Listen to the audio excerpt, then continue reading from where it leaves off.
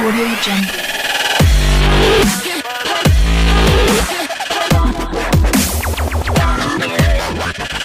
Audio Jungle. Okay, guys, welcome to the Halloween special lightning effects of our little take on an anime review / manga review of Higurashi no Naku koro. Now, this is personally exciting for me since he's a huge fan. I'm an absolutely the words are not coming out of my mouth on how much of a fan I am of this series. And I've been following the series for about 4 years, and I'm still excited for what they're still coming out with. Yeah. So if you guys love mystery novels and really things that make you think, and a little darker setting. Oh yeah, just a little darker. Just on the dark side. Just drop. Yeah, then this is worth the watch. Like dark. When I say dark, I mean like a deep crimson, like blood, like a lot of it. Okay. Well, where do we start? Okay, so what should we do? Okay, we're going to introduce her. So let's say a little bit more about yourself, because you are in all of my videos, but people really don't know who you are, Mr. Channelless. Yes, I am the mystery. You are a mystery indeed. Well, you already know, probably by video descriptions and other things of that sort. I am Harley, as noted in video descriptions, and I do not have a channel yet, but only because I can't think of a goddamn name for my channel. If you have any ideas, leave them down in the comment section below. We might be able to help this guy. Maybe. But I'll basically, what I'm planning on doing is doing reviews on things such as games, anime, whatever. So pretty much what I do with the It's Nitro. Just without the Let's Plays. Without the Let's Plays. I might maybe do one. Skits, Nitro chats, and some other future projects. Things like that. That I don't want to share yet for you guys. Surprises and shit. So let's go into the pretty much just like, the summary. Let's try to sum Higurashi for how crazy it is into simpler terms. So I'm gonna pull this at the front. This right here. It might be really small, so I'm gonna try to lean really forward. It's a book. It's a manga. It's a manga. Yeah. And so it's pretty much based around, you get introduced to this boy called Keiichi Mabara. And he goes to Hinamizawa, I think. Hinamizawa village. And what the theme kind of behind this is, later he finds out that they have a thing called a cotton drifting festival that happens once a year. And this is a festival where, for the priestess will dance and everything's amazing. But the idea is kind of like putting all your sins into a cotton bowl and then you drop it in the river and drift away. And this was kind of like a cleansing kind of thing. It's a thing that the villagers do so that they don't get Oishama's curse. So, I just said curse, right? Ooh. Yes. So about this festival, where to start? Someone dies and someone disappears every year of the festival. For the last, 4 or 5 years? 4 or 5 years so far. I think it was 4 before Keiichi came. Yeah. And we need to figure out who's causing it, what's happening, and I might leave it as like that, because if we go into any more detail on that, it might...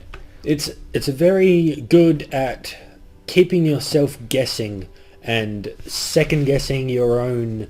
Because as you watch any mystery type show, something comes up and you immediately start making your own theories in your head and going, I think this happened, and I think that happened. But then there's always little twists and little uncertainties in each part that make you wonder if that's really the right answer.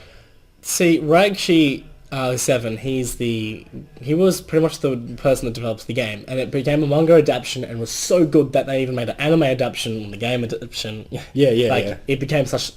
It's still continuing right now. Like, not Higurashi, it's finished, but it continues into Yumineko no Koroni, which we won't really discuss that in this video. But I have the art book. There you go. Faces, if you can see. Stuff. So let's go a little bit more about the let's go a bit into the characters, shall we? Characters, yeah. Characters.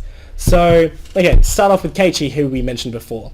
He is a 17-year-old boy who very, very active, and he comes from Tokyo. So he was an outsider to him inside a village.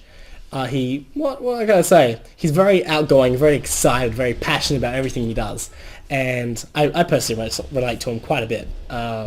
Yeah, after watching, I feel I can relate to the guy a bit. There's a few things to the series that I definitely wouldn't do that, or I definitely wouldn't go on that part. And you know, it's one of those like conflicting things because, you know, obviously I'm not Keiichi and Keiichi's not I, but it's a good segue into an outsider's perspective of the village. Because he is new, I thought it was a really good plan in order for us to feel like we are entering Hinazawa village for the first time, and as Keiichi's figuring out what's going on, we kind of figure it out through the perspective of Keiichi at the start. So basically, like you said, Keiichi's he's very, he's energetic and passionate, but I don't know, he's also, at times he's very laid back, understanding, and he's also got a fighting spirit that you really get to see happening and growing later on through the series, where it becomes clear just how much that Keiichi is ready to fight for things. And like you said, introducing him and him being the focal point of the start is a good way of, like you said, having an outsider's perspective. You go on the journey with Keiichi into the village, and you get to see everything unravel. You get to discover everything with him. Yes. That's why you feel a good connection with him at the start. You're with him when he enters on this journey and as he goes through the series.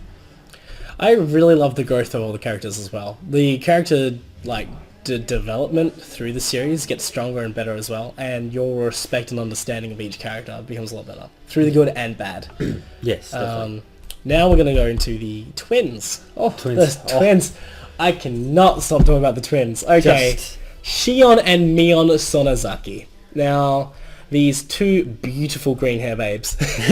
How else can I put it? Luscious babes. Absolutely luscious. You have to look at them as like they are pretty much the same, but you know, quite different in their personalities. You can pick up their tweaks, so you can tell which twin's which. Mion is the soon-to-be heir to the Sonozaki family, and they're pretty much the mafia. Yakuza.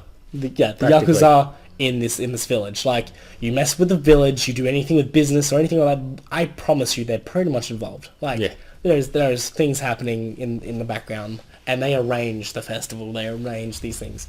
So they're pretty much the head family of the village. So yeah, if nothing happens without the Sonozakis knowing about it.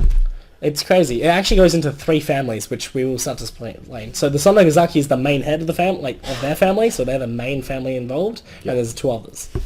Mion is very if you love that kind of girl that's very confident, you know, very in your face, very boisterous and tomboyish, but also she's got the girly. She does have a feminine side, but she keeps it hidden quite a bit. Then that is Mion Sonozaki for you. She pretty much nails that look. Yeah. She's also the club president, which, don't even get me started on the club activities. Yes, you're like, wait, you're talking about schoolgirls and club activities and fun activities. This doesn't seem so scary now that we're talking about it, right? But remember, this is made in Japan. We are really trying to not say anything yet. We might give you subtle hints, but we're keeping it on the light right now. Just because we just don't want to go into too much characters. Because as you grow with the characters, you're going to find out so much of their pasts, their presents, and their potential futures. Yeah. Shion, you won't know much about Shion until she kind of rocks up in a sense. She does show up, I don't want to say halfway through the series, but she does show up later on. She's introduced later than the rest of the characters. Yeah.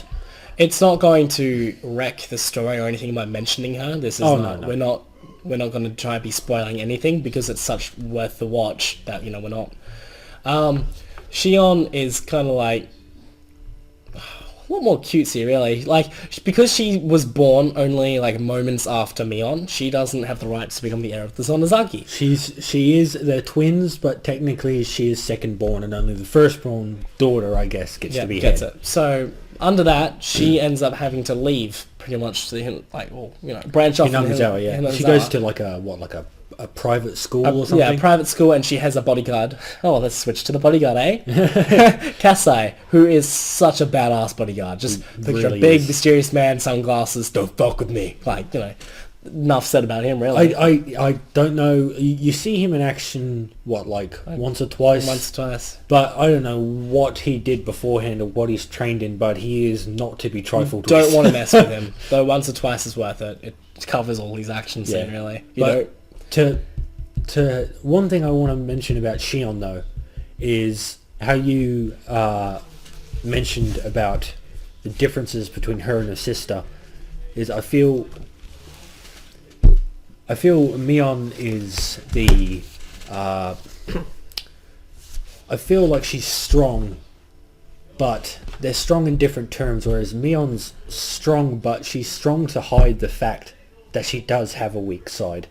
She's strong because she feels like she has to be to take on the burden of being the head. And I see where you're coming from But with Shion. it seems like she wants to be softer. She wants people to notice still that she is still a girl. She still does have a feminine side. And to bounce off that, she doesn't know how to hide her emotions as well as Mion. Yes. So she She's very expresses open. that a lot more, and she doesn't know how to hide it like Mion. So if you think about it, Shion's very cheeky. She's very. Oh yes. They're both very confident in their own ways, but if we were to come down to it, Shion would easily be the more confident out of the two. Ooh. I feel like Mion coming into certain things, like anything to do with. When it comes to relationships and getting the guy, Shion. Yes, Shion is all over it. She has no problems but using her ways to... I feel like that is a good way to express the feminine side through Mion, because if Mion was good at that as well, it wouldn't show that those she's got two that. are like two sides of the same person. Yeah. They balance each other out. You flip a coin, heads or heads. What? I didn't say tails. It's because... They're kind of the same. Yeah. But I feel like the best way to describe Shion is a very confident, cheeky, and very good actress, I have to admit. Yes. She can keep you on your toes and keep you guessing. Very deceptive. So Very deceptive. Look out for that. We're going to be moving on to Take It Home. Rina Rai. She is the front of the manga that I showed just the first ever issue. Woo! Right? She is actually the first girl that you get introduced through from Keiichi's eyes. Yes. And she... there's so much behind her. I don't really want to go into She too much. probably has the most backstory. She's got quite a heavy backstory as well. Yes. It's really sad. It is a sad backstory. It's quite sad, yeah. But she's that character where you start to feel, you can trust someone to be so beautiful, so smiling, and so happy, and you hurt that girl. You upset that girl. She is a very good. She's a very good description of. It's like when people say a duck on the water. Everything's calm on the surface, but underneath the surface. Underneath is She's very calm. She's the typical cutesy, very, I don't want to say cliche, but the anime girl type. Yeah. She's very happy, very smiley. It's cute. Very cutesy. I'm going to take it home. I'm going to... Yeah, take it home is her thing anytime she sees something cute. But including people. Watch out. Yeah. But then she also has a very darker side, but you don't really get in. Well, you get introduced to that a few times. Quite soon. In the first manga, you get to see that side, like a hint of that. It is straight up. And to be honest, it's so good the way to present it. The way it flipped so instantly when you get introduced is very unsettling as a reader, I would assume, because even in the anime adaptation, she's 1 minute she's cutesy and the next shy, and then the next she just snaps, and it's a completely different person. See, like, the other great thing is the transitions, and it seamlessly goes back and forth. Like, Yes. you can't like go, oh yeah, I know you're going to snap now. There's some obviously points in everything that you can predict it pretty well. The setting of the context of the conversations or something will lead. Will lead into you can it. feel the tension. But like, to not pull anything from Rena, like, don't really call her dark. Another good way is, have you ever been terrified of something that they say something so unsettling and so just like life-threatening, but in such a calm manner, like doesn't have any anger behind it or anything like that, and it's kind of like Kechi-kan, like just the way she can talk. It's like it's passing your physical barrier, and she's like looking directly into your soul, kind of thing.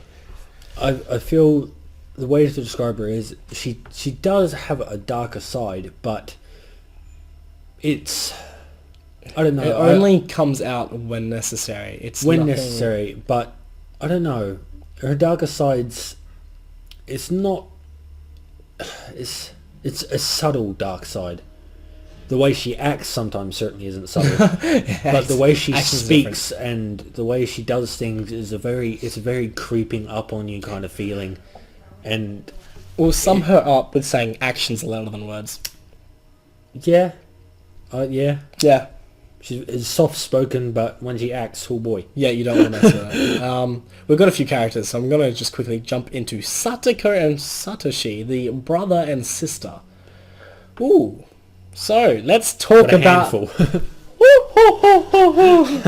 Satoko, the cute little blonde girl of the club, the club of the school. She is known as the trap maker, the specialist... The one that even a SWAT team... Yeah, but we won't touch on that too much. That's it. That's what I would say. She's so ingenious with her traps that, yes, at one point she does trump some SWAT team members. But we're not going into what. We're going to We're not going to tell you why. Why is it not saying anything? But she is considered a genius when it comes to making traps. What would you classify her? She is... As like a tsundere or... Yes, but I would consider her on the lower end scale. Like really lower end tsundere. She does have that, doesn't want to show her soft side and all that kind of stuff, but she does, and she can break down at points with the softer side. But she's very mischievous, very cheeky, very confident in her abilities when it comes to certain things, but she also has a softer side that she doesn't like to show and tries to hide with all the strength she has in that little body. That little girl shows you the importance of independence and dependence. Yeah, that's definitely, I would say that's definitely her theme. That would be her, that theme kind of for her. We'll leave it at that. Yeah. So... Satoshi is the older brother of Satoko. He's kind of got his own little tragic story that's tied in with the Hojo family. The Hojo family is the second family of the three families of Hinazawa. Yes. I'm not just saying there's three families that live in there, I'm just saying like the three head. Yeah. So Sonozaki, and then like the other two are like matched. It's not like... Yes. Order. I don't know if we have a character from the other family, so should we mention them? Just the name? I think it's the Kimiyoshi. Oh, yeah. Kimiyoshi family? The Kimiyoshi family, yeah. That is a family that does high in, but way later. Like, yes, way later. They're later. not too plot important. Yeah. So how can we say this? Satoshi is he is an amazing older brother. He really is. Yes. Absolutely amazing older brother. If you wanted to see anything that had so much care and love for their younger sister and to go to all means, and I mean all means, Satoshi would be pretty much the role model as a older brother. He really did. He does. And when you really start trying to touch onto his character in the anime adaptation, because I haven't read the manga, but in the anime adaptation, basically his sister is usually picked on, and typical things like that. So as the older brother, he's there to protect her. He's the shoulder that she can cry on, and he is very, very supportive of his sister. But I would say, I don't know, his theme seems to be that responsibilities can have a crushing weight. Yeah, definitely. I would say that's the like pressures of pressure responsibility. is, I feel, is his theme. Is pressure can break down even the strongest of people. Okay, we're gonna have to move on because we're gonna have to keep this summing up pretty short. Yep. Okay, but after just saying that, I have to talk about Rika Furuta. Oh, here and well, okay, so the Furuta family is the third of the Hirasawa. Where to start with Rika? Nippa is probably the best way. She is an adorable, the blue hair girl of the group, and she, all I have to do is say this. Okay, when you watch Higurashi, watch what Rika does, watch what she says, and watch her closely. Pay attention to her. Pay very close attention to her. Very close attention to Rika. I don't want to say why, because I don't want to wreck things. She has such an important role, a very important role, and the gradual way the story progresses and starts to present, the things and the roles and the outlook of what she has on life and the things happening will help clarify what's going actually on. That's all I can really say, other than with her character. She's a very cute girl, runs around, really, it really is there and supportive, and such a lovable character. There is no way you can not like Rika. Yes. She does what's needed to be done, and she's got her own little insight on a few things. There's a reason why that little girl is the head of her family. Yes. She really is. She's definitely the one to be watching when you watch the series, and watch everything she says and take note of certain things that pique your interest, and she will be the one giving you the clues to things you need to work things out in your head. But at the same time, I wouldn't say pay too much attention to her. Yeah, because the other characters also have important points. Every character has an but important role. she's definitely the emotional support for the watchers, I feel. Definitely. Because there's a lot of dark things going on, but then it'll snap cut to a scene of Rika and she's just being adorable, doing whatever she's doing. And she's very light-hearted, very supportive, practically the epitome of a friend. Because she's always there, especially for Satoko, because they're inseparable. And she sees things that others don't. She definitely does. She has a very keen eye. She's actually, when it comes down to it, a lot more mature for her age. And yeah. Now I'm just going to say some names of the side characters. Yeah. We've got Mia Takano and Tomataki Jiro. We've got the photographer and the nurse. The nurse works at Dr. Erie's institution, so Dr. Erie's the doctor. She's very, very, very mature, very seductive, very sexy. She's so sexy. She's got all the points. She's the one that's going to be catching your eye. She's the one that's going to be... the way she talks is very seductive, so she's going to be definitely very... alluring. Then we got Miss Chi, which is the teacher. This is a school. So the village is so small that the school is actually one class with multiple different grades. And depending on what grade you wear a different uniform, and that's how they do their system. Then we got Oishi, the detective. He's got to be senior detective. Yeah, senior detective, yeah. Yeah. And then Akasaka, which is like a out of town detective. Badass. Freaking badass. Just wait for it. And then, I mentioned Hanyu, where she's a cute girl that comes in a bit later in the series. I don't know. Light purple hair. I don't want to say anything about her connection with the characters yet. Yes, yeah. So we'll just leave it at that. She's adorable though, trust me. Absolutely adorable. Rika is fighting Rina because Rina tries to kidnap Hanyu on how adorable and how cute she is. Okay, so now we went through the characters. Okay, we're going to go into a bit of an overall, what do you think about the overall story? Like I said, I'm going to be so biased with this review. I absolutely love it. And like I said, it ties into the Imineko, in a way that you have to understand a lot, and you have to take down a lot to begin with. Though, you will not have to watch Umineko necessarily to... well, you will, but the tie-in is kind of hinted at in Higurashi, but it'll be one line and you'll have to really pick up on it. Yeah, it's something where, like a mystery novel, you're gonna have to look back on. Yes, definitely. Okay, so let's go about their OVAs, eh?